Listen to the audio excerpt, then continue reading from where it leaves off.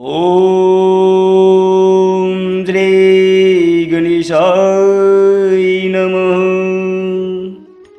संक्षिप्त श्री पद पुराण भूमि खंड कुंजल पक्षी और उसके पुत्र कपिंजल का संवाद, कामोता की कथा और विहुंड दैत्य का वध। भगवान श्री विष्णु जी कहते हैं, धर्मात्मा कुंजल ने अपने चौथे पुत्र कपिंजल को पुकार कर बड़ी प्रसन्नता के साथ कहा, हे बेटा, तुम मेरे उत्तम पुत्र हो। बोलो, आहार लाने के लिए यहाँ से किस स्थान पर जाते हो? वहाँ तुमने कौन सी अपूर्व बात देखी अथवा सुनी है, वह मुझे बताओ।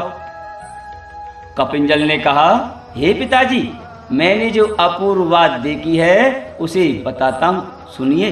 कैलाश सब पर्वतों में श्रेष्ठ है। उसकी कांति चंद्रमा के समान श्वेत है। वह नाना प्रकार की धातुओं से व्याप्त है। भांति भांति के वृक्ष उसकी शोभा बढ़ाते हैं। गंगा जी का शुभ्र एवं पावन जल सब ओर से उस पर्वत को नहलाता रहता है। वहाँ से सहस्त्रों विख्यात नदियों का प्रादुर्भाव हुआ है। उस पर्वत शिखर पर भगवान शिव का मंदिर है, जहाँ कोटि कोटि शिवगण भरे रहते हैं। हे पिताजी, एक दिन मैं उसी कैलाश पर जो शंकर जी का घर है गया था। वहाँ मुझे एक ऐसा आश्चर्य दिखाई दिया जो पहले कभी देखने या सुनने में नहीं आया था। मैं उस अद्भुत घटना का वर्णन करता हूँ, आप सुनिए। गिरिराज मेरु का पवित्र शिखर महान अभ्युदय से युक्त है। वहाँ से हिम और दूध के समान रंग वाला गंगा जी का प्रवाह बड़ी वेग से पृथ्वी की ओर गिरता है। वह सहस्त्र स्रोत कैलाश के शिखर पर पहुंचकर सब ओर फैल जाता है। उस जल से 10 योजन का लंबा चौड़ा एक भारी तालाब बन गया है। उसे गंगा हृदय कहते हैं। वह तालाब परम पवित्र और निर्मल जल से सुशोभित है। हे महामते, गंगा हृदय की सामने ही शिला के ऊपर एक कन्या बैठी थी, जिसके केश खुले थे। रूप के वैभव से उसकी बड़ी शोभा हो रही थी। वह कन्या दिव्य रूप और सब प्रकार के शुभ लक्षणों से संपन्न थी। उसने दिव्य आभूषण धारण कर रखे थे। उस स्थान पर वह बड़ी शोभा संपन्न दिखाई देती थी। पता नहीं वह गिरिराज हिमालय की कन्या पार्वती थी या समुद्र तनया लक्ष्मी। इंद्र या यमराज की पत्नी भी ऐसी सुंदरी नहीं दिखाई देती। उसके शील, स्वभाव, गुण तथा रूप दृष्टि गोचर होते हैं। शिला के ऊपर बैठी हुई वह कन्या किसी भारी दुख से व्याकुल थी और फूट फूट कर रो रही थी, और कोई स्वजन संबंधी उसके पास नहीं थे। नेत्रों से गिरते हुए निर्मल अश्रु बिंदु मोती के दाने से ऐसे चमक रहे थे। वे सब के सब गंगा जी के स्रोत में ही गिरते और सुंदर कमल पुष्प के रूप में परिगणित हो जाते थे। इस प्रकार अगणित सुंदर पुष्प गंगा जी के जल में पड़े थे और पानी के वेग के साथ बह रहे थे। हे पिताजी, इस प्रकार मैंने यह अपूर्व बात देखी। आप वक्ताओं में श्रेष्ठ हैं। यदि इसका कारण जानते हो तो मुझ पर कृपा करके बताइए। गंगा जी के मुहाने पर जो इस सुंदर स्त्री रो रही थी, जिसके नेत्रों से गिरे हुए आंसू सुंदर कमल के फूल बन जाते थे, वह कौन थी? यदि मैं आपका प्रिय हूँ तो मुझे यह सारा रहस्य बताइए। कुंजल बोला, हे बेटा, बता रहा हूँ, सुनो। यह देवताओं का रचा हुआ वृतांत है। इसमें महात्मा श्री विष्णु जी के चरित्र का वर्णन है, जो सब पापों का नाश करने वाला है। एक समय की बात है, राजा नहुस ने संग्राम में महापराक्रमी हुंड नामक दैत्य को मार डाला। उस दैत्य के पुत्र का नाम विहुंड था। वह भी बड़ा पराक्रमी और तपस्वी था। उसने जब सुना कि राजा नहुस ने उसके पिता का मंत्री तथा सेना सहित वध किया है, तब उसे बड़ा क्रोध हुआ और वह देवताओं का विनाश करने के लिए उद्यत होकर तपस्या करने लगा। तब से बड़े हुए उस दुष्ट दैत्य का पुरुषार्थ संपूर्ण देवताओं को विदित था। वे जानते थे कि समर भूमि में विहुंड के वेग को सहन करना अत्यंत कठिन है। उधर विहुंड के मन में त्रिलोकी का नाश कर डालने की इच्छा हुई। उसने निश्चय किया, मैं मनुष्यों और देवताओं को मारकर पिता के वैर का बदला लूंगा। इस प्रकार अत्याचार के लिए उद्यत हो देवताओं और ब्राह्मणों के लिए कंटक रूप उस पापी दैत्य ने उपद्रव मचाना आरंभ किया। समस्त प्रजा को पीड़ा देना उसके तेज से संतप्त होकर इंद्र आदि देवता परम तेजस्वी देवादिदेव भगवान श्री विष्णु जी की शरण में गए और बोले, हे भगवान, विहुंड के महान भय से आप हमारी रक्षा करें। भगवान श्री विष्णु बोले, पापी विहुंड देवताओं के लिए कंटक रूप है, मैं अवश्य उसका नाश करूंगा। देवताओं से यूं कहकर भगवान श्री विष्णु ने माया को प्रेरित किया। संपूर्ण विश्व को मोहित करने वाली महाभागा विष्णु माया ने विहुंड का वध करने के लिए रूप और लावण्य से सुशोभित तरुणी स्त्री का रूप धारण किया। वह नंदन वन में आकर तपस्या करने लगी। इसी समय दैत्यराज विहुंड देवताओं का वध करने के लिए दिव्य मार्ग से चला। नंदन वन में पहुंचने पर उसकी दृष्टि तपस्विनी माया पर पड़ी। वह इस बात को नहीं जान सका कि यह मेरा ही नाश करने के लिए उत्पन्न हुई है। यह सुंदर स्त्री काल रूपा है, यह बात उसकी समझ में नहीं आई। माया का शरीर तपाए हुए स्वर्ण के समान दमक रहा था। रूप का वैभव उसकी शोभा बढ़ा रहा था। पापात्मा विहुंड उस सुंदरी युवती को देखते ही लुभा गया और बोला, हे बद्रे, तुम कौन हो? कौन हो? तुम्हारे शरीर का मध्य भाग बड़ा सुंदर है, तुम मेरे चित्त को मथे डालती हो। हे सुमुखी, मुझे संगम प्रदान करो और काम जनित वेदना से मेरी रक्षा करो। हे देवीश्वरी, अपने समागम के बदले इस समय तुम जिस वस्तु की इच्छा करो वह सब तुम्हें देने को तैयार हूं। माया बोली, हे दानव, यदि तुम मेरा ही उपभोग करना चाहते हो तो 7 करोड़ कमल के फूलों से भगवान शंकर की पूजा करो। वे फूल कामोद से उत्पन्न दिव्य सुगंधित और देव दुर्लभ होने चाहिए। उन्हीं फूलों की सुंदर माला बनाकर मेरे कंठ में भी पहनाओ, तभी मैं तुम्हारी प्रिय भार्या बनूंगी। विहुंड ने कहा, हे देवी, मैं ऐसा ही करूंगा। तुम्हारा मांगा हुआ वर तुम्हें दे रहा हूं। यह कहकर दैत्यराज विहुंड जितने भी दिव्य पवित्र वन थे उनमें विचरण करने लगा। उसके चित्त पर काम का आवेश छा रहा था। बहुत खोजने पर भी उसे कामोद नामक वृक्ष कहीं नहीं दिखाई दिया। वह स्वयं इधर उधर जाकर पूछताछ करता रहा, किंतु सर्वत्र लोगों के मुंह से उसे यही उत्तर मिलता था कि यह कामोद वृक्ष नहीं है। दुष्ट आत्मा विहुंड उस वृक्ष का पता लगाता हुआ शुक्राचार्य के पास गया और भक्ति पूर्वक मस्तक झुकाकर पूछने लगा, हे ब्राह्मण, मुझे फूलों से लदे सुंदर कामोद वृक्ष का पता बताइए। शुक्राचार्य जी बोले, हे दानव, कामोद नाम का कोई वृक्ष नहीं है। कामोदा तो एक स्त्री का नाम है। वह जब किसी प्रसंग से अत्यंत हर्ष में भरकर हंसती है तब उसके मनोहर हास्य से सुगंधित श्रेष्ठ तथा दिव्य कामोद पुष्प उत्पन्न होते ही उसका रंग अत्यंत पीला होता है तथा वे दिव्य गंध से युक्त होते ही। उनमें से एक फूल के द्वारा भी जो भगवान शंकर की पूजा करता है उसकी बड़ी से बड़ी कामना को भी भगवान शिव पूर्ण कर देते ही। कामोदा के रोदन से भी वैसे ही सुंदर फूल उत्पन्न होते हैं, किंतु उनमें सुगंध नहीं होती, अतः उनका स्पर्श नहीं करना चाहिए।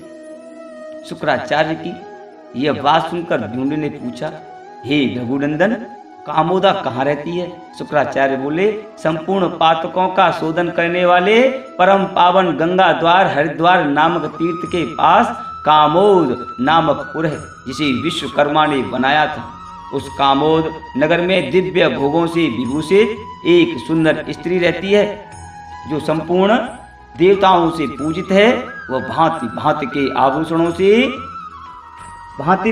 आभूषणों से अत्यंत सुशोभित जान पड़ती है।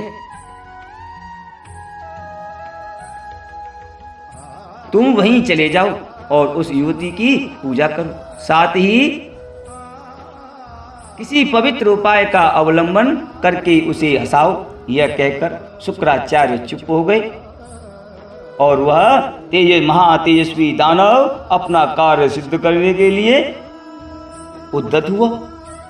कपिंजल ने पूछा, हे पिताजी, कामोदा के हास्य जो पवित्र दिव्य गंध से युक्त और देवता तथा दानवों के लिए दुर्लभ सुंदर फूल उत्पन्न होते हैं, उन्हें संपूर्ण देवता क्यों चाहते हैं? उन हास्य जनित फूलों से पूजित होने पर भगवान शंकर क्यों संतुष्ट होते हैं? उस फूल का क्या गुण है? कामोदा कौन है और वह किसकी पुत्री है? कुंजल बोला, पूर्व काल की बात है। देवताओं और बड़े बड़े दैत्यों ने अमृत के लिए परस्पर उत्तम सौहार्द स्थापित करके उद्यम पूर्वक क्षीर सागर का मंथन किया। देवताओं और दैत्यों के मंथने से 4 कन्याएं प्रकट हुई। फिर कलश में रखा हुआ पुण्यमय अमृत दिखाई पड़ा। उपर्युक्त कन्याओं में से एक का नाम लक्ष्मी था, दूसरी वारुणी नाम से प्रसिद्ध थी, तीसरी का नाम कामोदा और चौथी का ज्येष्ठा था। कामोदा अमृत की लहर से प्रकट हुई थी। वह भविष्य में भगवान श्री विष्णु की प्रसन्नता के लिए वृक्ष रूप धारण करके करेगी और सदा ही श्री विष्णु को आनंद देने वाली होगी। वृक्ष रूप में वह परम पवित्र तुलसी के नाम से विख्यात होगी। उसके साथ भगवान श्री जगन्नाथ सदा ही परम रमण करेंगे। जो तुलसी का एक पत्ता भी ले जाकर श्री कृष्ण भगवान को समर्पित करेगा, उसका भगवान बड़ा उपकार मानेंगे और मैं इसे क्या दे डालूं, यह सोचते हुए वे उसके ऊपर बहुत प्रसन्न होंगे। इस प्रकार पूर्वोक्त 4 कन्याओं में से जो कामोदा नाम से प्रसिद्ध देवी है, वह जब हर्ष से गदगद होकर बोलती और हंसती है, तब उसके मुख से सुनहरे रंग के सुगंधित फूल चढ़ते हैं। वे फूल बड़े सुंदर होते हैं, कभी कुमलाते नहीं। जो उन फूलों का यत्न पूर्वक संग्रह करके उनके द्वारा भगवान श्री शंकर ब्रह्मा तथा श्री विष्णु की पूजा करता है, उसके ऊपर सब देवता संतुष्ट होते हैं और वह जो जो चाहता है वही वही उसे अर्पण करते हैं। इसी प्रकार जब कामोदा किसी दुख से दुखी होकर रोने लगती है, तब उसकी आंखों के आंसुओं से भी फूल पैदा होते हैं और झड़ते हैं। हे महाभाग, वे फूल भी देखने में बड़े मनोहर होते हैं, किंतु उनमें सुगंध नहीं होती। वैसे फूलों से जो शंकर का पूजन करता है, उसे दुख और संताप होता है। जो पापात्मा एक बार भी उस तरह के फूलों से देवताओं की पूजा करता है, उसे निश्चय ही दुख देते हैं। भगवान श्री विष्णु ने पापी झुंड के पराक्रम और दुस्साहस पर दृष्टि डालकर देवर्षि नारद को उसके पास भेजा। उस समय वह दुरात्मा दानव कामोदा के पास जा रहा था। नारद जी उसके समीप जाकर हंसते हुए बोले, हे दैत्यराज, कहाँ जा रहे हो? इस समय तुम बड़े उतावले हो और व्यग्र जान पड़ते हो। विहुंड ने ब्रह्म कुमार नारद जी को हाथ जोड़कर प्रणाम किया और कहा, हे द्विश्रेष्ठ, मैं कामोदा पुष्प के लिए चला हूँ। यह सुनकर नारद जी ने कहा, हे दैत्य, तुम कामोद नामक श्रेष्ठ नगर में कदापि न जाना, क्योंकि वहां संपूर्ण देवताओं को विजय दिलाने वाले परम बुद्धिमान भगवान श्री विष्णु रहते हैं। हे दानव, जिस उपाय से कामोद नामक फूल तुम्हारे हाथ लग सकते हैं, वह मैं बता रहा हूँ। वे दिव्य पुष्प गंगा जी के जल में गिरेंगे और प्रभा के पावन जल के साथ बहते हुए तुम्हारे पास आ जाएंगे। वे देखने में बड़े सुंदर होंगे, तुम उन्हें पानी से निकाल लाना। इस प्रकार उन फूलों का संग्रह करके अपना मनोरथ सिद्ध करो। दानव श्रेष्ठ भिहुंड से यह कहकर धर्मात्मा नारद जी कामोद नगरी की ओर चल दिए। जाते जाते उन्हें वह दिव्य नगर दिखाई दिया। उस नगर में प्रवेश करके वे कामोदा के घर गए और उससे मिले। कामोदा ने स्वागत आदि के द्वारा मुनि को प्रसन्न किया और मीठे वचनों में कुशल समाचार पूछा। हे द्विश्रेष्ठ, नारद जी ने कामोदा के दिए हुए दिव्य सिंहासन पर बैठकर उससे पूछा, भगवान श्री विष्णु के तेज से प्रकट हुई कल्याणमयी देवी, तुम यहाँ सुख से रहती हो ना? किसी तरह का कष्ट तो नहीं है? कामोदा बोली, हे महाभाग, मैं आप जैसे महात्माओं तथा भगवान श्री विष्णु की कृपा से सुखपूर्वक जीवन व्यतीत कर रही हूँ। इस समय आपसे कुछ प्रश्नोत्तर करने का कारण उपस्थित हुआ है। आप मेरे प्रश्न का समाधान करिए। हे मुनि, सोते समय मैंने एक दारुण स्वप्न देखा। मानो किसी ने मेरे सामने आकर कहा है, हे अव्यक्त स्वरूप भगवान ऋषिकेश संसार में जाएंगे, वहां जन्म ग्रहण करेंगे। हे महामते, ऐसा स्वप्न देखने का क्या कारण है? आप ज्ञानवानों में श्रेष्ठ हैं, कृपा करके बताइए। नारद जी ने कहा, हे भद्रे, मनुष्य जो स्वप्न देखते हैं वह 3 प्रकार का होता है, वातिक, वातज, पैतिक, पितज और कफज। हे सुंदरी, देवताओं को न नींद आती है न स्वप्न। मनुष्य शुभ और अशुभ नाना प्रकार के स्वप्न देखता है। वे सभी स्वप्न कर्म से प्रेरित होकर दृष्टि पर्थ में आते हैं। पर्वत तथा ऊंचे नीचे नाना प्रकार के दुर्गम स्थानों का दर्शन होना वातिक स्वप्न है। अब कफाधिक्य के कारण दिखाई देने वाले स्वप्न बता रहा हूँ। जल, नदी, तालाब तथा पानी के विभिन्न स्थान, ये सब कफज स्वप्न के अंतर्गत है। हे देवी, अग्नि तथा बहुत से उत्तम स्वर्ण का जो दर्शन होता है उसे पैतिक स्वप्न समझो। अब मैं भावी भविष्य में तुरंत फल देने वाले स्वप्न का वर्णन करता हूँ। प्रातः काल जो कर्म प्रेरित शुभ या अशुभ स्वप्न दिखाई देता है वह क्रमशः लाभ और हानि को व्यक्त करने वाला है। हे सुंदरी, इस प्रकार मैंने तुमसे स्वप्न की अवस्थाएं बताई। भगवान श्री विष्णु के संबंध में यह बात अवश्य होने वाली है, इसी कारण तुम्हें स्वप्न दिखाई दिया है। कामोदा बोली, हे नारद जी, संपूर्ण देवता भी जिनका अंत नहीं जानते, उन्हें भी जिनके स्वरूप का ज्ञान नहीं है, जिनमें संपूर्ण विश्व का लय होता है, जिन्हें विश्वात्मा कहते हैं, और सारा संसार जिनकी माया से मुक्त हो रहा है, वे मेरे स्वामी जगदीश्वर श्री विष्णु संसार में क्यों जन्म ले रहे हैं? नारद जी ने कहा, हे देवी, इसका कारण सुनो। महर्षि भृगु के शाप से भगवान संसार में अवतार लेने वाले, यही बात बताने के लिए उन्होंने मुझे तुम्हारे पास भेजा है। इसलिए तुम्हें दुस्वप्न का दर्शन हुआ है। हे बेटा, यूं कहकर नारद जी ब्रह्मलोक को चले गए। उस समय कामोदा भगवान के दुख से दुखी हो गई और गंगा जी के तट पर जल के समीप बैठकर बारंबार हाहाकार करती हुई करुण स्वर से विलाप करने लगी। वह अपने नेत्रों से जो दुख के आंसू बहाती थी, वे ही गंगा जी के जल में गिरते थे। पानी में पड़ते ही वे पुनः पद पुष्प के रूप में प्रकट होते और धारा के साथ बह जाते थे। दानव श्रेष्ठ भिहुंड भगवान श्री विष्णु की माया से मोहित था। उसने उन फूलों को देखा, किंतु महर्षि शुक्राचार्य के बताने पर भी वह इस बात को न जान सका कि ये दुख के आंसुओं से उत्पन्न हुए हैं। उन्हें देखकर वह असुर बड़े हर्ष में भर गया और उन सबको जल से निकाल लाया। फिर वह उन खिले हुए पद पुष्पों से गिरजापति की पूजा करने लगा। श्री विष्णु की माया ने उसके मन को हर लिया था, अतः विवेक शून्य होकर उस दैत्यराज ने 7 करोड़ फूलों से भगवान शिव का पूजन किया। यह देख जगन माता पार्वती को बड़ा क्रोध हुआ। उन्होंने शंकर जी से कहा, हे नाथ,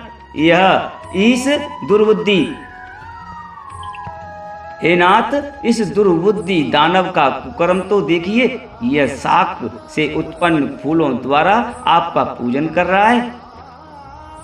इसे दुख और संताप ही मिलेगा, यह सुख पाने का अधिकारी नहीं है। भगवान शिव बोले, हे बद्रे, तुम सच कहती हो। इस पापी ने सत्य पूर्ण उद्योग को पहले ही छोड़ रखा है। इसकी चेतना काम से आकुल है, अतः यह दुष्ट आत्मा गंगा जी के जल में पड़े हुए शोक जनित फूलों को ग्रहण करता है तथा उनसे मेरा पूजन भी करता है। दुख और शोक से उत्पन्न ये फूल तो शोक और संताप ही देने वाले हैं।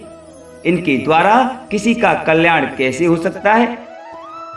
हे देवी, मैं तो समझता हूँ यह ध्यानहीन है, क्योंकि अब पापाचारी हो गया है। अतः तुम इसे अपने ही तेज से मार डालो। भगवान श्री शंकर के ये वचन सुनकर भगवती पार्वती ने कहा, हे नाथ, मैं आपकी आज्ञा से इसका अवश्य संहार करूंगी। यूँ कहकर देवी वहां गई और भिंड के वध का उपाय सोचने लगे। वे एक महात्मा ब्राह्मण का मायामय रूप बनाकर पारिजात के सुंदर फूलों से अपने स्वामी श्री शंकर जी की पूजा करने लगे। इतने में ही उस पापी दानव ने आकर देवी की दिव्य पूजा को नष्ट कर दिया। वह दुष्ट आत्मा काल के वशीभूत हो चुका था। उसने पार्वती द्वारा पारिजात के फूलों से की हुई पूजा को मिटा दिया और स्वयं लोभवश शोक जनित पुष्पों से शंकर जी का पूजन करने लगा। उस समय उस दुष्ट के नेत्रों से आंसू की विरल बूंदें निकलकर शिवलिंग के मस्तक पर पड़ रही थी। यह देखकर देवी ने ब्राह्मण के रूप में ही पूछा, आप कौन हैं जो शोकाकुल चित्त से भगवान शिव की पूजा कर रहे हैं? ये शोक जनित अपवित्र आंसू भगवान के मस्तक पर पड़ रहे हैं। आप ऐसा क्यों करते हैं? मुझे इसका कारण बताइए। भिहुंड बोला, हे ब्राह्मण, कुछ दिन हुए मैंने एक सुंदर स्त्री देखी, जो सब प्रकार की सौभाग्य संपदा से युक्त और समस्त शुभ लक्षणों से संपन्न थी। देखने में वह कामदेव का विशाल निकेतन जान पड़ती थी। उसके मोह से मैं संतप्त हो उठा। काम से मेरा चित्त व्याकुल हो गया। जब मैंने उससे समागम की प्रार्थना की, तब वह बोली, कामोद के फूलों से भगवान शंकर की पूजा करो तथा उन्हीं फूलों को माला बनाकर मेरे कंठ में पहनाओ। 7 करोड़ पुष्पों से महेश्वर का पूजन करो। उस स्त्री को पाने के लिए मैं पूजा करता हूँ, क्योंकि भगवान शिव अभिष्ट फल के दाता हैं। देवी ने कहा, अरे कहाँ तेरा भाव है, कहाँ ध्यान है और कहाँ तुझ दुरात्मा का ज्ञान है? तू कामोद पुष्प से पूजा कर रहा है ना? अच्छा बता, कामोदा का सुंदर रूप कैसा है? तूने उसके हास्य से उत्पन्न सुंदर फूल कहाँ से पाए हैं? भिहुंड बोला, हे ब्राह्मण, मैं भाव और ध्यान कुछ नहीं जानता। कामोदा को मैंने कभी देखा भी नहीं है। गंगा जी के जल में जो फूल रहकर आते हैं, उन्हीं का मैं प्रतिदिन संग्रह करता हूँ और उन्हीं से एकमात्र शंकर जी का पूजन करता हूँ। महात्मा शुक्राचार्य ने मेरे सामने इस फूल का परिचय दिया था। मैं उन्हीं की आज्ञा से नित्य प्रति पूजा करता हूँ। देवी ने कहा, हे पापी, ये फूल कामोदा के रोदन से उत्पन्न हुए हैं। इसकी उत्पत्ति दुख से हुई है। इन्हीं से तू पाप पूर्ण भावना लेकर प्रतिदिन भगवान की पूजा करता है, किंतु दिव्य पूजा नष्ट करके तू शोक जनित पुष्पों से पूजन कर रहा है। यह आज तेरे द्वारा भयंकर अपराध हुआ है। इसके लिए मैं तुझे दंड दूंगा। यह सुनकर काल के वशीभूत हुआ दानव भिहुंड बोला, रे दुष्ट, रे अनाचारी, तू मेरे कर्म की निंदा करता है। तुझे अभी इस तलवार से मौत के घाट उतारता हूँ। यूँ कहकर वह ब्राह्मण को मारने के लिए तीखी तलवार से ले उसकी ओर झपटा। यह देखकर ब्राह्मण रूप में खड़ी हुई भगवती परमेश्वरी कुपित हो उठी और ज्यों ही वह दैत्य उसके पास पहुंचा, त्यों ही उन्होंने अपने मुंह से हुंकार का उच्चारण किया। हुंकार की ध्वनि होते ही वह अधम दानव निश्चेष्ट होकर गिर पड़ा, मानो वज्र के आघात से पर्वत फट पड़ा हो। उस लोक संहारक दानव के मारे जाने पर संपूर्ण जगत स्वस्थ हो गया। संपूर्ण जगत स्वस्थ हो गया, सबके दुख और संताप दूर हो गए। हे बेटा, गंगा जी के तीर पर दुख से व्याकुल चित्त होकर बैठी हुई जो सुंदरी स्त्री रो रही थी, वह कामोदा ही थी। उसके रोने का यही कारण था। यह सारा रहस्य जो तुमने पूछा था मैंने कह सुनाया। अगला अध्याय कुंजल का च्यवन को अपने पूर्व जीवन का वृतांत बताकर सिद्ध पुरुष के कहे हुए ज्ञान का उपदेश करना। राजा वैन का यज्ञ आदि करके विष्णु धाम में जाना तथा पद पुराण और भूमि खंड का महात्म्य। ओम नमो भगवते वासुदेवाय। ओम नमो उमा महेश्वराय।